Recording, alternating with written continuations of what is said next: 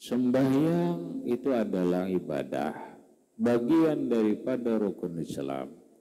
Tetapi sembahyang itu tidak akan pernah sah kalau dia tidak suci. Dia tidak akan pernah sah kalau tidak suci. Baik suci dari najis ataupun suci daripada hadas. Orang sembahyang, tapi dirinya bernajis, maka sembahyangnya sekhusyuk apapun, sehebat apapun sembahyangnya, secara hukum fikih sembahyangnya tidak sah. Oleh karena demikian suci itu sangat penting. Sehingga para ulama fikih demi untuk menjaga kebersihan, ada yang disebut terjadi kontradiksi permasalahan. Apa kontradiksi permasalahan itu? Yaitu orang sembahyang bepajam. Sembahyang itu bepajam mata. Apa hukumnya? Sembahyang kalau mata kita bepajam ditinjau daripada hukum fikih itu adalah hukumnya makruh. Bayang, Allahu Akbar, mata bepajam ya. Apa hukumnya di dalam hukum fikih? Makruh.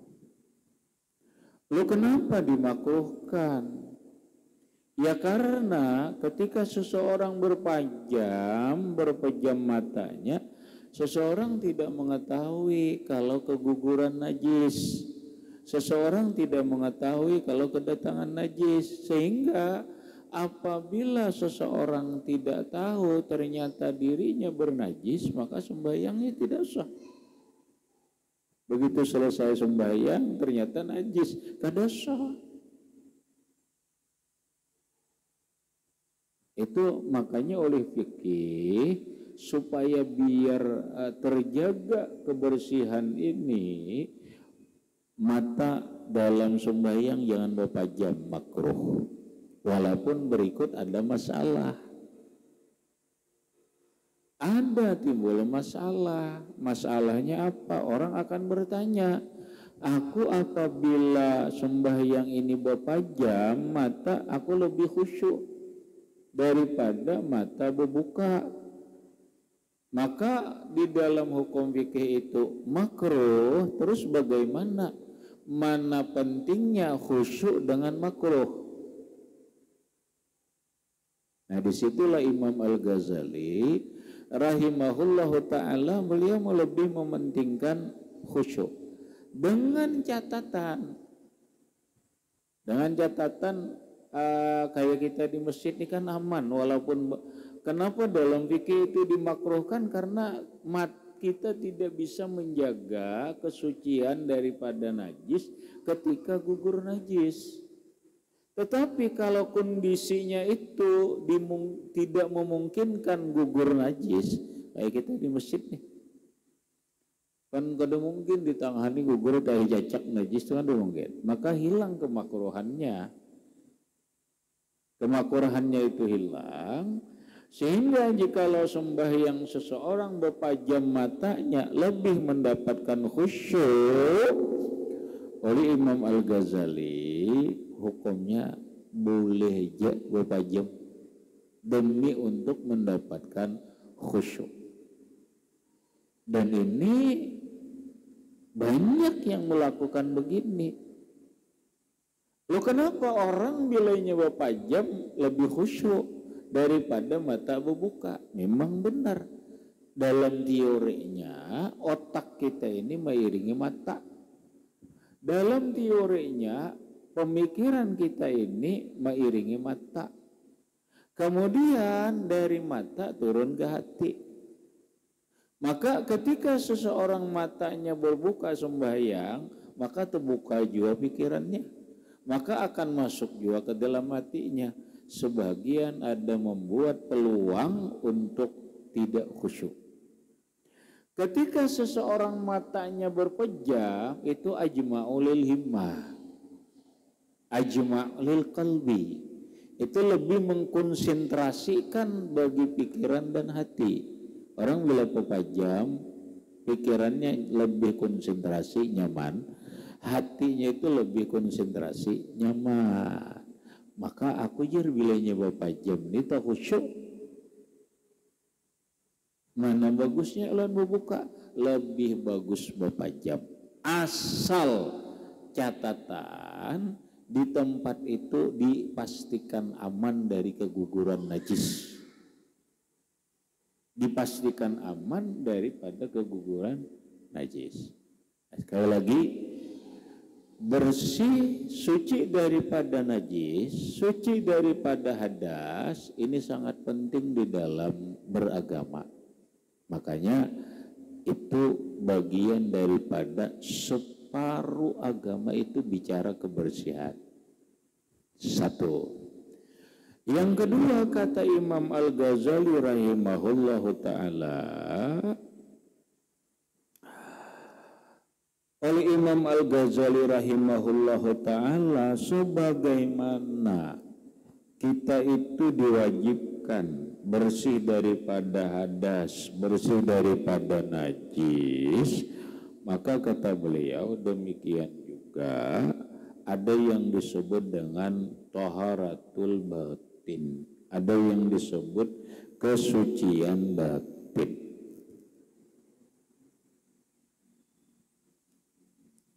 Maka menjadi dua bagian suci itu, suci batang tubuh dan suci hati. Itu yang dikatakan oleh Imam Ghazali dengan kalimat wa yanqasimu ila badanin wa qalbiyin. Terbagi suci yang wajib, suci yang wajib, suci batang tubuh daripada najis, suci batang tubuh daripada hadas. Yang kedua, ila qalbiyin, kesucian hati. Fal qalbiyu, maka kesucian hati itu adalah bersihnya hati seseorang daripada sifat-sifat yang tercela atau sifat-sifat hati yang buruk. Di antaranya adalah kal hasadi wal ujbi war riya wal kibri wa ghairi zalik. Seperti sifat iri dengki. Maka apabila seseorang ada di dalam hatinya iri dengki kepada orang lain, dipastikan hatinya kotor, dipastikan hatinya tidak bersih, dipastikan hatinya tidak suci.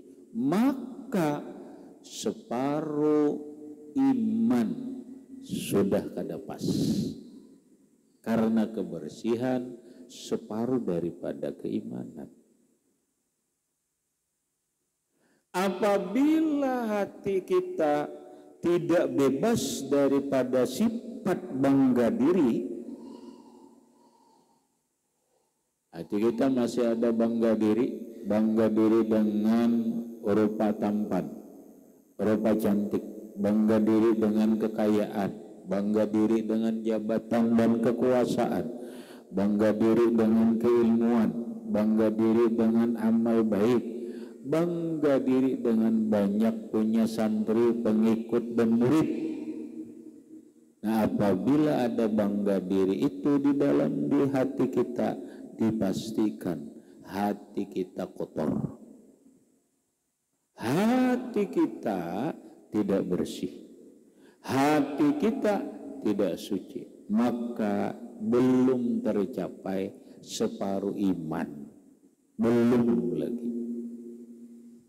Nah, lalu oleh Imam Al-Ghazali, sebagaimana seseorang wajib membersihkan tubuhnya daripada najis, wajib membersihkan dirinya daripada hadas kecil dan hadas besar, maka demikian kata Imam Al-Ghazali, wajib juga seseorang membersihkan hatinya daripada sifat-sifat yang tercela.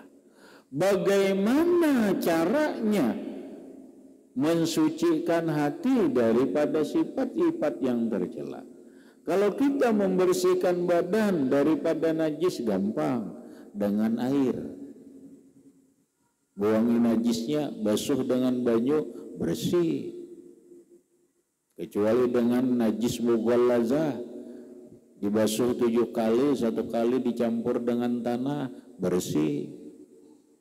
Supaya hilang hadas kecilnya, bawa berwudu. Begitu berwudu, bersih daripada suci daripada hadas kecil. Ketika orang alatnya adalah banyu. Ketika orang kedatangan haid, nifas, wiladah dan junub, berarti dia berhadas besar, kotor. Bersihkan dengan air, dengan cara mandi. Artinya apa? Artinya dalam hal bersuci itu ada alat. Terus bagaimana kita mensucikan hati kita daripada sifat-sifat yang kotor, daripada sifat-sifat yang tercela? Imam Al-Ghazali rahimahullahu ta'ala mengatakan cara itu tidak lain adalah pertama ma'rifatu hududiyah. Seseorang harus tahu dulu definisinya. Bahasa kitab ta'rifnya, bahasa kitab hadnya, bahasa kampung penafsirannya. Riya itu apa, Garang? Hasad itu definisinya apa? Ujub itu artinya apa? Itu dulu harus tahu. Bagaimana seseorang bisa menghilangkan sifat hasad, iri, dengki, sementara dia definisi hasad aja tidak mengerti.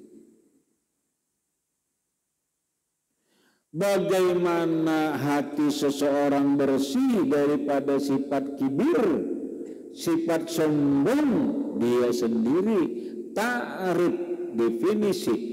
Pengertian sombong aja kada mengerti. Nang kita kadang mengerti sombong itu kada mehirani, padahal belum tentu definisi sombong itu apa dulu. Dan seterusnya. Terus untuk mengetahui definisi ta'rif dan pengertian daripada riya, ujub, sum'ah, takabbur, hasad, dendam, ghadab, bakhil dan yang lain-lainnya, mau kada mau kita belajar kitab tasawuf, karena itu bukan bahasan fikih. Mau kada mau kita belajar kitab tasawuf, baik tasawuf yang Arab Melayu ataupun tasawuf kitab gundul. Apabila kita ingin mengetahui pengertian sifat-sifat nang jilik itu, berarti kita menuntut ilmu ngaji kitabnya. Bila bahasa Melayu, belajarlah kitab Hidayatus Salik. Belajarlah kitab Ilmu Penawar Hati. Kitab Hidayatus Salikin karangan Syekh Abdul Samad Palembang, Sumatera. Kitab Penawar Hati dikarang oleh Syekh Abdul Qadir Mandiling, Natal, Sumatera Jua. Namun kita hendak mengetahui sifat-sifat nang kotor di dalam hati kita. Kawalah kada belajar itu, kada kawal. Kaina kada tahu definisinya, kada tahu pengertiannya. Ini dulu kata Imam Ghazali, tahu dulu definisinya. Nah berikut kata Imam Al-Ghazali, setelah mengetahui definisinya, bahasa kita tuh gampang lah. Kita ini kan harus bisa membedakan mana peluk, mana betuk. Peluk itu nang kayak apa, betuk kayak apa, itu kan harus tahu. Oh ini aku peluk karena cirinya begini, oh ini perlu nih. Nah, tahu itu namanya pengertian. Berikutnya wa asbabuha, kalau ingin membersihkan hati, setelah tahu definisinya, maka mengetahui juga sebab-sebabnya.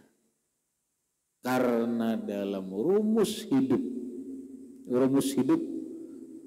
yaitu likulli syai'in sababun.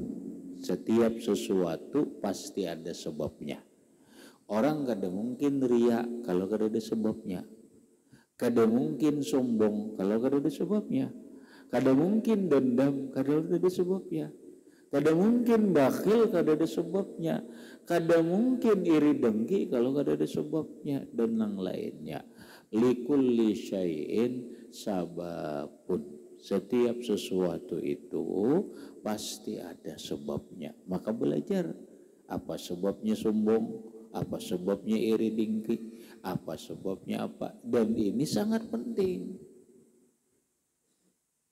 Sehingga apabila kita menjauhi sebab-sebab tersebut, maka yang disebabkan dari hal itu kada akan terjadi.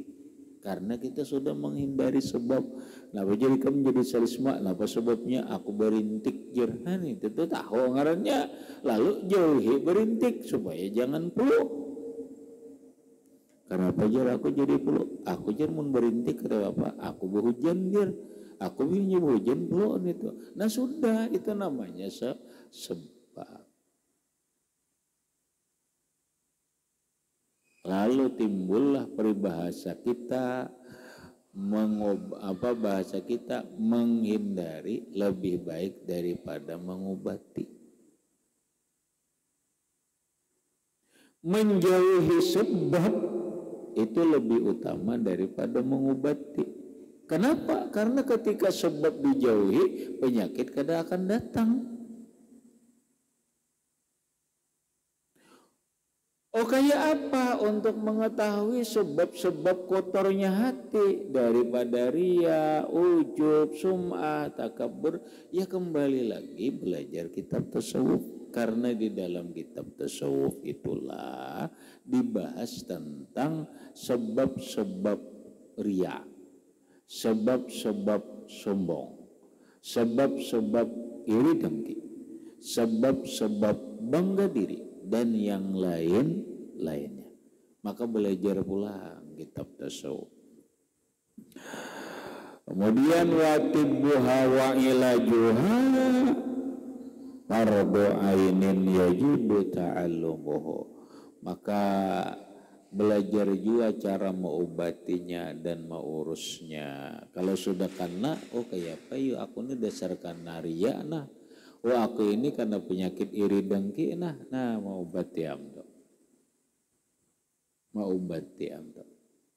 Wajib kata Imam Al-Ghazali diobati. Caranya pandangan dihindari, sebabnya dihindari, maka lakukanlah hal-hal yang membersihkan hati. Di antaranya adalah ilmu, yang kedua amal. Apa amal yang membersihkan hati? Rata-rata semua amal ibadah kebaikan semuanya membersihkan hati. Namun secara inti adalah zikrullah dan istighfar serta sholawat kepada Nabi. Istighfar, zikir, sholawat secara pokok itu adalah untuk membersihkan hati.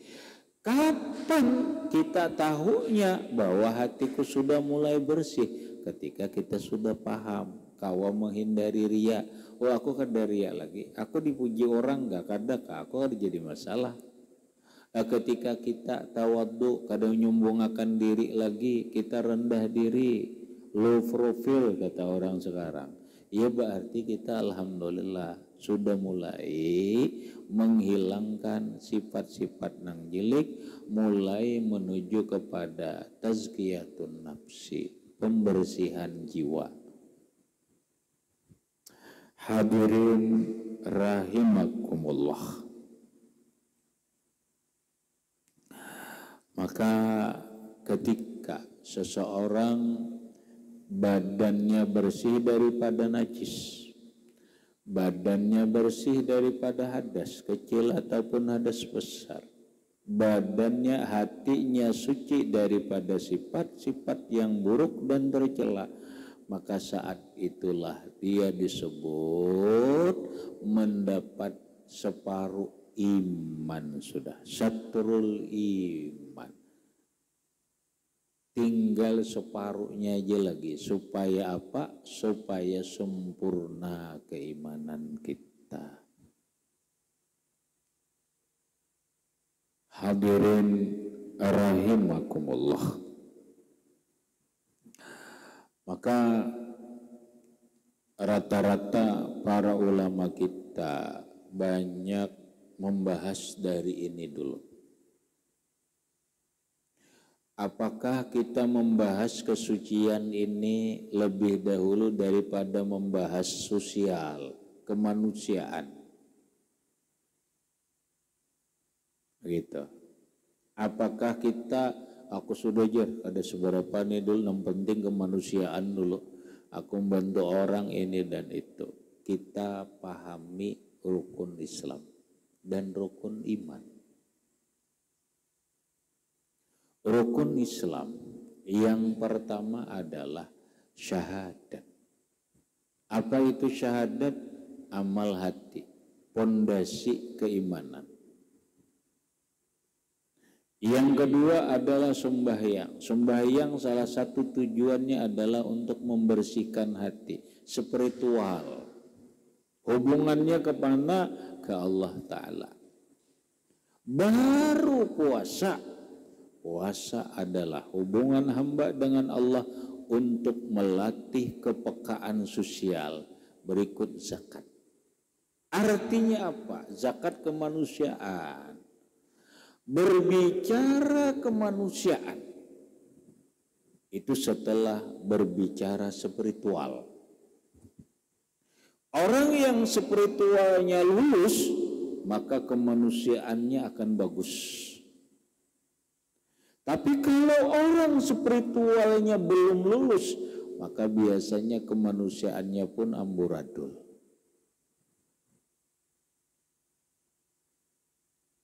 Gitu. Kenapa? Hablum minallah dulu, baru hablum minan nas.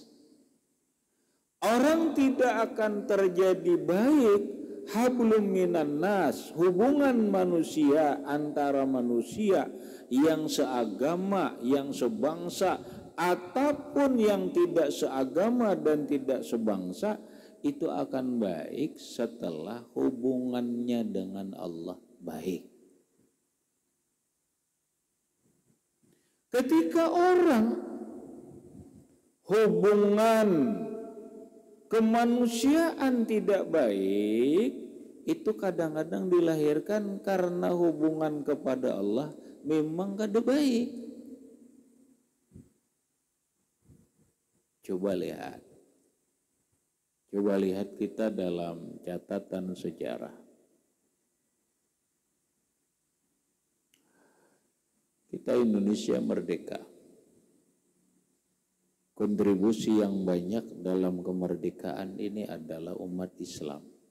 Umat Islam siapa? Di antara yang banyak itu adalah para ulama.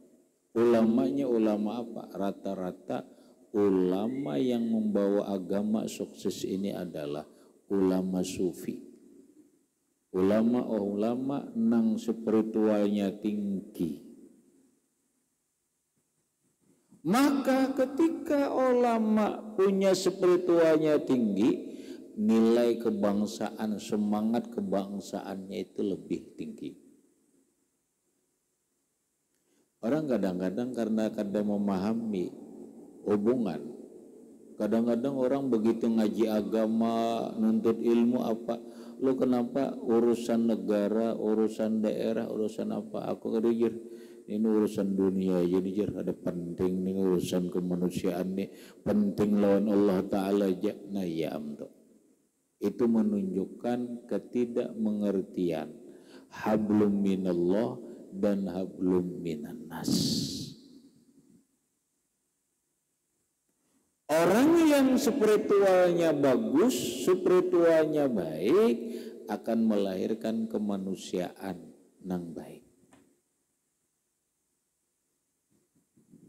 Akan melahirkan kepekaan sosial yang baik.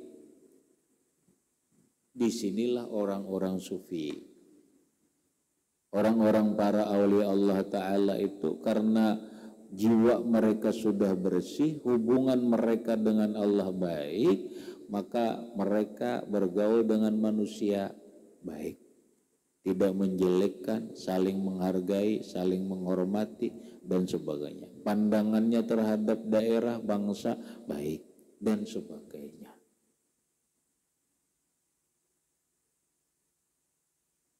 Maka lahirlah kemanusiaan. Setelah itu zakat, baru kemanusiaan.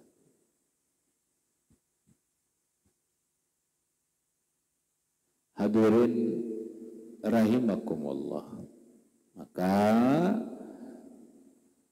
spiritual, kebersihan hati lebih didahulukan dulu daripada kemanusiaan.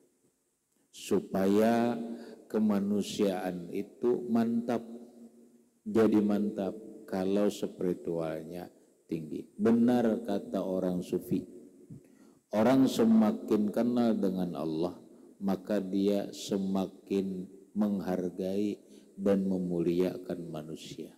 Bukan begini. Orang begitu beragama, berdekat dengan agama, lalu menjelekkan orang lain, itu tidak benar. Konsep yang benar itu adalah ketika seseorang itu semakin mengenal Allah, semakin kualitas spiritualnya tinggi, maka dia semakin sayang kepada makhluk Allah, semakin sayang lawan hamba Allah. Semakin dia kenal Allah, semakin dia memahami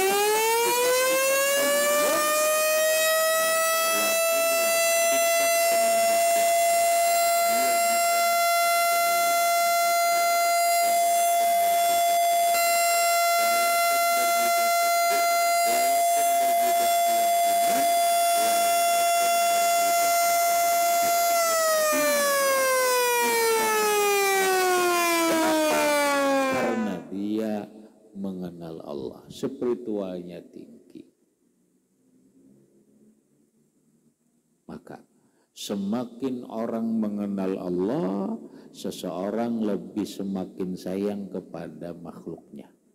Semakin seseorang mengenal Allah, dia semakin menghargai manusia, makhluknya Allah. Semakin seseorang mengenal Allah, maka dia semakin menyayangi makhluk Allah Subhanahu wa ta'ala. Inilah yang dimaksud agama berangkat daripada kesucian. Nah, ini banyak cerita tentang hadis ini, apalagi berkaitan dengan wudhu, kebersihan daripada hadas kecil, kebersihan hadas besar. Namun kita kada terlalu panjang, mungkin masih dalam hadis ini. Setelah ini kata Rasulullah, Nabi mengatakan walhamdulillah tamlaul mizan. Ucapan alhamdulillah itu memenuhi timbangan amal. Maksudnya apa? Di akhirat itu ada yang namanya mizan.